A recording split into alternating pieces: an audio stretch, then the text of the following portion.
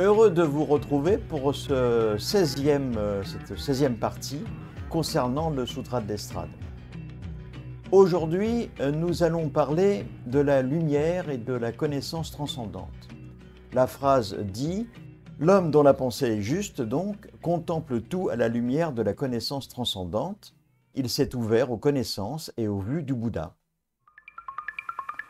C'est la réflexion philosophique que l'on va tirer du Sutra du Lotus, pour ceux qui connaissent ce sutra.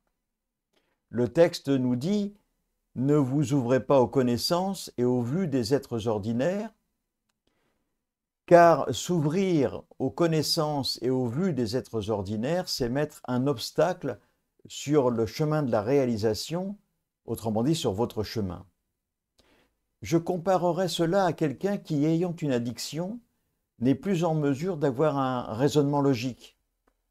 Il est totalement tourné vers son addiction et la satisfaction immédiate qu'il va en tirer encore et encore. Lorsque je parle d'addiction, bien sûr, il y a l'alcool, il y a la drogue, mais aussi, pour ceux qui pratiquent, beaucoup de pratiques, beaucoup de méditation. Et ça aussi, c'est une addiction. S'ouvrir aux connaissances et aux vues des êtres ordinaires, c'est en quelque sorte tourner le dos à sa réalisation personnelle. Lorsque je suis riche et comblé, que j'ai matériellement tout ce dont je souhaite avoir, alors pourquoi sortir de ce cycle de petits plaisirs personnels, de possession arbitraire, d'avidité sociétale?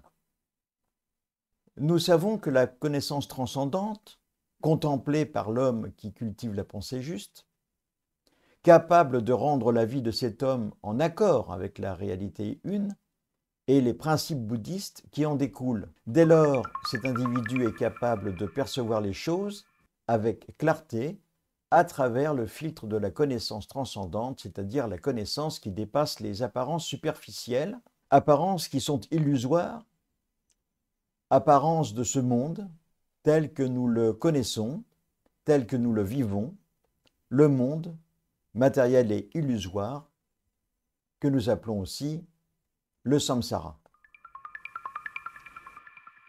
Maître Enno nous demande donc de cultiver dans notre vie la pensée juste.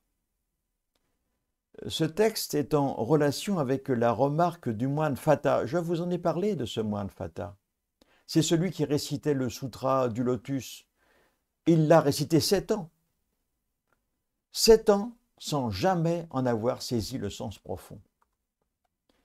Au terme de cette période, que Enno appelait également « intelligence du Dharma », n'avait toujours rien compris au message du Bouddha.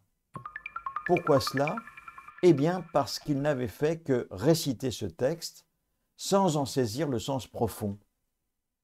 Nous retrouvons ce comportement aussi, malheureusement, actuellement dans un grand nombre de lieux de pratique. Pour en saisir le sens profond, eût-il fallu qu'il mette en pratique ce que le sutra exprimait, mais il le récitait simplement, sans rien comprendre, par cœur. Et le maître lui dit, eh bien c'est en pratiquant en esprit que vous réciterez correctement ce sutra, le sutra du lotus. Dans le cas contraire, c'est le sutra qui va vous réciter. L'individu qui possède la pensée juste, une attitude juste, des paroles justes, et puis qui a aussi des moyens de vie justes, celui-là, il base sa vie sur les enseignements du Bouddha. Il est alors capable de percevoir le monde avec clarté. Sa compréhension devient profonde. En s'ouvrant à la connaissance et aux vues du Bouddha, tel qu'exprimé dans le Sutra du Lotus, ce qui signifie qu'il a intégré ces enseignements dans sa vie, dans sa vision du monde, dans sa manière d'appréhender la réalité, eh bien celui-là aura une vie juste, sereine, en bref, une vie dont est exclue la peur et où régnera le parfait calme mental. C'est à partir du calme mental que l'on peut faire rayonner autour de soi un monde harmonieux et serein. Pour celui qui suit ces enseignements et cette façon de vivre, eh bien, il vit une vie réussie, car il est en accord avec la nature profonde de cela qui est, et je vous en ai souvent parlé de cette notion, cette réalité objective de la vie, cette mystérieuse coïncidence. Je vais vous laisser un peu de temps pour réfléchir à tout cela, et en attendant la prochaine vidéo, n'oubliez pas d'être heureux, juste pour donner l'exemple, comme disait Prévert.